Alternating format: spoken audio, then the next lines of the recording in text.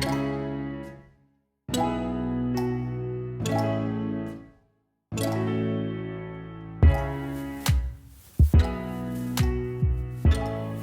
I'm Tyler. I'm one of the production managers here at Wake Up Pueblo. Am I supposed to say more? Signature sign off. That's fine. Like, I got chocolate from the muffin on the white shirt. Good morning. Wake Up Pueblo. Yeah, I'm Jared. I'm one of the videographers here. Born and raised. Was born here. Was raised here. But I didn't go to high school, so I'm technically like not even here. So I didn't go into high school here. I was homeschooled. So yeah. I'm Ben Kaysen. I'm the podcast director here at Wake Up Pueblo. I don't know if I totally count as Pueblo native. Originally from Rye, Pueblo County.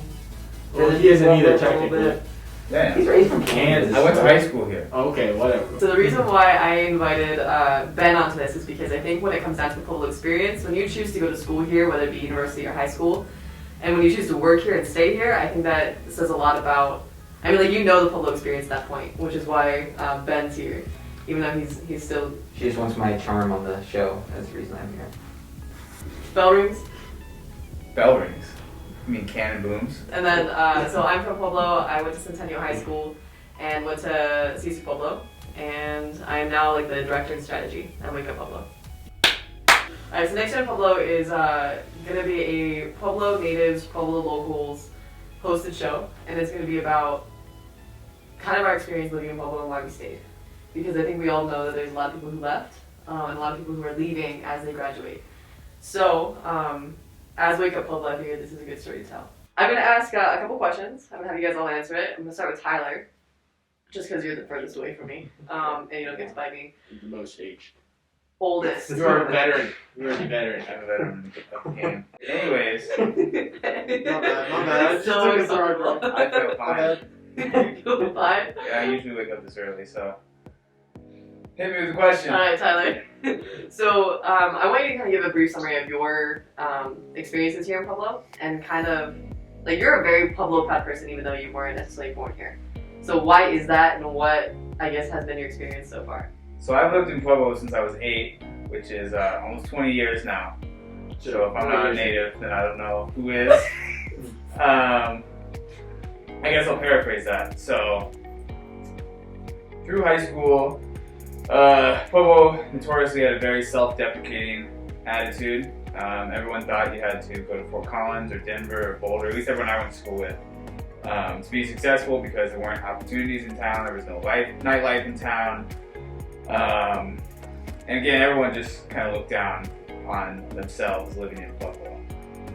Then, once you finished high school, I had tons of friends that went to college at CU, at CSU, out of state, wherever you needed to go. Again, everyone looked down upon CSU Pueblo, which had the highest acceptance rate in the state. And it was also the cheapest option in the state for a 4-year university at the time, which became a very easy decision for me to stay. Not only was my mom like a head of marketing at the college, but I didn't want to go to school for experience over education. I felt like you could get the same education at any college you chose to go to, and I would rather come out of college with no debt, which is why I ended up staying in Pueblo, which also had one of the top 5 mass comm programs in the country, which meant I got to go straight into being a DJ on the radio, to working on PBS Director Studio, writing journalism stories for a school newspaper, and that seemed like an easy decision for me to make.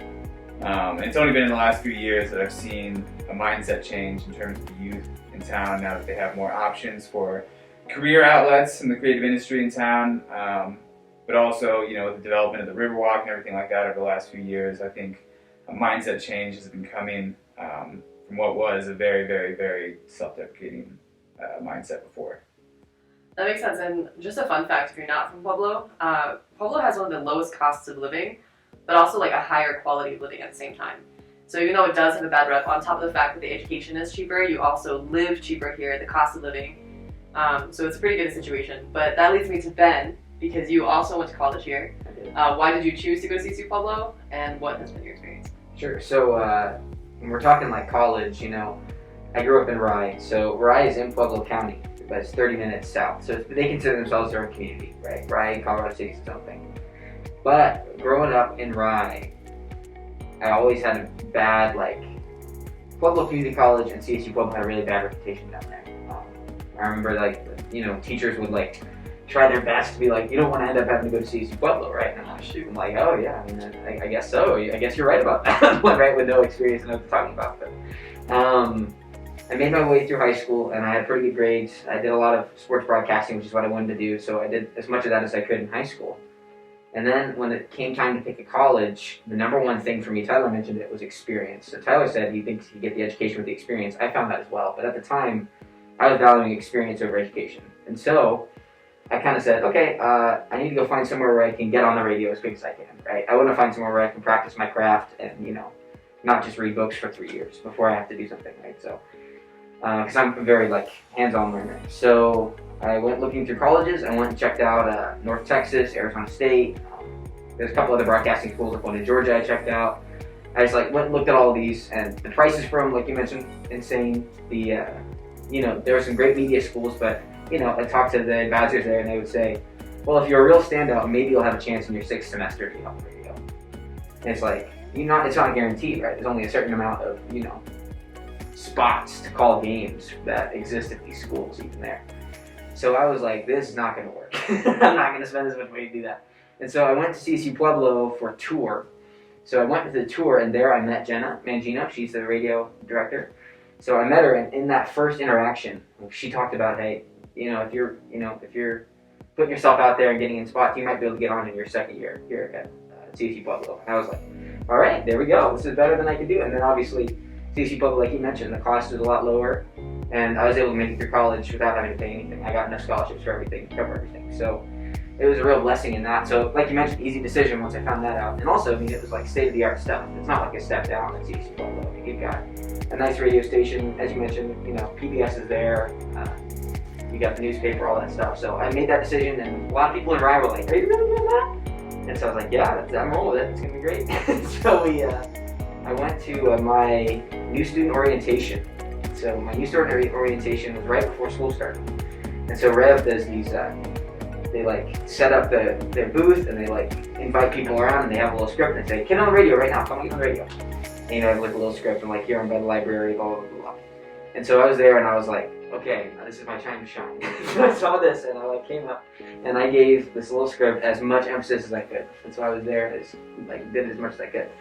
And so Jenna then calls down to Des, who worked there at the radio station. Des gets me in a golf cart, drives me back to MassCom, and they offer me the broadcasting job, and I'm calling a football game my first Friday at CSU Pueblo. So yeah, it just started that quick, and I had experiences like that the whole time. So opportunity in Pueblo is ridiculously good. So, and I feel like looking back, that was the right decision, because I got 2.5 years of broadcast experience calling big games. I got to be the sports director there pretty quick. There was a lot of chance to move up there compared to if I went to one of these bigger schools. I would have paid a lot more money and gotten a lot less experience. So I think in that it was a blessing. Yeah, I agree. For sure. So then I'm gonna go to you now. What about you? I was gonna. You're just the commentator. I can't talk. Well, okay, I can say this. I can say I completely agree, because I was also on Revenue 9 with Ben. That's kind of how I met him. I know him from PLP as well, but I can say that. When obviously you excelled at Rev, and she didn't. Right? Accurate. Accurate. There's a reason why he's a podcast guy. I got too stressed out, and now I'm here, so what are we going to do? No, but I can say that when I chose to go to CSU Pueblo, I did notice a lot of the teachers that were kind of like some of my role models, and kind of trying to tell me what to study in college and where to go. They definitely had a pause when I said that I was going to come to CSU Pueblo. It was kind of this just eerie, this really awkward 5-second pause when I say, yeah, I'm going to go to CSU Pueblo. They're like, are you sure? And I think that really bothered me, and especially when I noticed that the valedictorian and salutatorian of my graduating class also left, as they did the previous years, and the previous year before that. It was at that point, it was more of a challenge for me. I was like, I'm gonna go to CSU Pueblo and prove to you that it doesn't matter where I go to school. It was more kind of I don't know how to explain it in a nice way. But it was definitely a screw you, I'm gonna go to CSU Pueblo and I'm gonna make it work. And now I have a job that I love. So that's gonna be like my short abbreviation. So I'm gonna skip on to you, Jared. So I was born and raised in Pueblo. I was actually homeschooled. My mom has her degree, so she just decided to homeschool me and my siblings. Okay, and then my senior year of high school, I got a job in retail, working at Lowe's, and I was like, yo, I don't want to do this the rest of my life. Mom and Dad, where can I go to school? Where can I get an education? And they were like, PCC, it's cheap. And I was like, what the heck is PCC? Heard of CSUP? And like, that's a thing, and some people go there, but everybody seems to leave for the most part. You have to go to a good college to get a good degree, and get a good job. Generally, that's what I keep hearing, at least in high school. Well, they say go to PCC. It's affordable. It's a good option, and it's kind of the right route to take for me. And it worked great for me because I really didn't know what I was doing at the time, and I was able to take some cheap classes and kind of get some experience, more like just in a classroom setting, because I hadn't done a lot of that growing up. And before I knew, I just started loving video more, and then I changed my degree to mass comm, and I'm here now. So wait, let me get this right. You said you didn't want to go to CSU Pueblo because it was almost too expensive for not getting the experience that you needed. Is that kind of what you said? So like, you knew that in order to get a job that was worthwhile, you needed to go to a really nice school, so you didn't want to waste your money on CSU Pueblo? Is that kind of like the impression that you had in high school? Yes and no. Honestly, the impression I had at CSU Pueblo was nothing bad. It's just I didn't think of it as a huge school, if that makes sense. Because all my friends are going out of state. None of people I know is going to CSU Pueblo really. So it's like, it must not be that big of a school. It must not be that good even for the price. And that's why PCC was the best for me, because I really didn't know what I wanted to do, and it was half the price. That makes sense. Yeah. So then, growing up here, even though you weren't in the schooling system, was there anything about Pueblo how about this? Did you plan on staying in Pueblo after you kind of figured out what you wanted to do? Or did you not have any ties that were going to keep you here? You were just going to follow whatever flow took you wherever it did? Yeah, so I was about to ride the wave. Especially the last year of my life. Since I got about a year into school, I learned I wanted to do video if I could. And in Pueblo, there's no opportunities as far as my understanding goes. Tyler was the only videographer I knew in Pueblo, and I haven't even known him very long. So I was just trying to ride the wave. I wasn't afraid to leave if I had to. But it was kind of funny because the more I made content, the more people reached out. So I would, if you guys don't know, I'd make Instagram videos, TikTok videos, especially during quarantine. I just made a whole lot of videos. I think I made 50 videos this summer. Just cranking them out just because what else am I going to do? And Tyler noticed, Mia noticed, I got a lot of other people noticing, and I also got DMs from companies saying we want to partner with you and other stuff like that, and I'm like, alright, I'm just going to keep doing this. I don't really know where any of that's going to lead, but I'm just going to ride the wave and just keep doing what works, That makes sense. That's so cool, by the way. Well, and I want to talk about that opportunity thing, because so when I had my own production company, Jolly Mule, the only reason we had extra hands to help is because I followed guys on YouTube from town. That's the only way I found videographers in Pueblo, was following kids. Honestly, everyone we hired was 20, 21 to help us out, because I just saw they were making videos online, on social media platforms. So that was the only way that I knew about other videographers in town. And I'm one of the founding members of the film commission. The only way I knew about videographers was via social media. Right? So that's one thing to speak about opportunity that there was in town. Yeah, and I think you explained it once to me, and I've kind of used this in a couple pitches before, but it's before having an agency to work at, you almost have to be, you're forced into the freelance life. You're still a freelancer, just kind of waiting for the next contract, which is a really kind of a scary life to live. I don't know how you did it. I think it's a really scary thing to kind of just make it on your own. And I think that while that's a really awesome learning experience, I think there's a huge thing that comes from working with a team. But then also, if you ever wanted to apply somewhere else, if there was a company that you really wanted to go to, they're gonna want references, and you can't really get a really great reference of consistent work ethic when you're doing freelance work, because they only know you for a single job. So that's kind of one thing that I got really excited about when we started this. But I kind of wanted to go to you, because you were mentioning, what was when you were looking for jobs, because that was very recently. Yes. What was that process like, and what were your thought processes? Okay, so I want to do sports broadcasting, and I graduated in May, so, there's no sports casting jobs in May this last year, right? There's no sports, COVID, everything. So I went after I graduated, and it took about 3 or 4 weeks to apply for jobs. I ended up applying for 116, I believe, total, all over the place. So just like random jobs, like all the way from like Juneau, Alaska to like South Florida. I mean, it was like I was just throwing my name out all over the place, and like didn't get like any traction on anything. And I called like all my contacts that I had built, and they were all like, yeah, because of COVID, no one's hiring for broadcasting right now. And so I was just like, oh, that's great. I'm glad I'm in this field. Glad I got it. It's like fantastic. So I was like, honestly, I was pretty bummed at that point. Like there was probably like two or 3 weeks where I was just like, I'm just be stuck working at McDonald's the rest of my life. It's just not something I'm going to do. But I'd like during the summer, I got some more friends here in town. I got more plugged in with my church. A couple different things happened where I just had this feeling that I should be in Pueblo for a little bit. I'm religious. I don't know if you guys are, but I had the feeling that God was trying to keep me here in Pueblo. But I looked around and I was like, all right, you want me to stay in Pueblo? Where? like what am I going to do? Everyone I'm playing for is way out of there. So I ended up doing my own like freelance stuff this summer, like you mentioned. I mean, I did that mostly just to keep myself busy, like Jared was talking about. I didn't get anywhere near the traction Jared or Tyler get with stuff, but I did my own stuff for a little bit. it was fun. I enjoyed doing that, but I was just about getting tired of doing that, like you're talking about, just like waiting for people to call and just trying to drum up business and stuff like that. And then right about then, I just get a Snapchat message from Mia. I mean, I remember like me and my dad used to have these meetings every Monday. We would talk about like me going through the job process, what the next steps were. I remember we both met that morning, and we were like, both just kind of at a loss. We were like, yeah, it's just, we'll just keep praying, see what happens. It was just like, I remember being so bummed after that. And the next day, Mia messages me on Snapchat. It's like, hey, we need a podcast director. Would you send in some stuff? And I was like, yes. Just jumped in on that. So, I mean, like, I think that was like, I say it's a God thing for me. If you're not religious, it's what it is. But like, for me, I feel like it was, I had that feeling that I should stay here, and then I looked around and there were new opportunities. Like, if you look up on Indeed for communications jobs in Pueblo, the only thing that would show up is professor at PCC. That was it. Yeah. That was it. I mean, there's nothing else. So like I remember I was just like so bummed that, I felt like I should be here and there's nothing I wanted to do here. And then just out of nowhere, this thing popped up for me.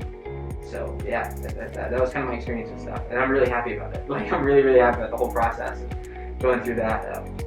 I feel like I'm a better content creator now because I've gone through that. And now I'm really excited to plug in with this team. And I really know the value of being part of this team. It's good. Yeah, and I can piggyback off that. I think the timing was just impeccable. Because, like, same thing with me. This job just kind of landed in my lap. Just me and just reached out. Same thing with you. And it's just like the timing was just so good. And it's like, how can you say no? It's just like a perfect situation, It's just like... You almost said no. I did say no. I definitely did say no. Actually, in the interview, they were like, Ginny offered me the job. And I was like, can I have a few days to think about it? I said no once. That's good. Yeah, you did say You no should once. think about it. You should think about it. It's funny. Well, same thing for me. Like, I had reached this point where I was either gonna like expand my company or just like do whatever. I mean, I didn't really have a plan, and then job kind of landed. Like Matt landed in my lap. I landed in Matt's lap, whatever it might be. But he's like, "You want to join in?" And I was like, "I don't want to be on this TV show." But out of context, that whole phrase sounds awful. what? Matt landed in my lap. That's how it That's was. how I was Like, enjoying. he's basically like a giant baby. Asked me to come Please leave that. feed him, I don't know. So Yeah, it's it's a perfect storm. I think. Yeah, I say a lot.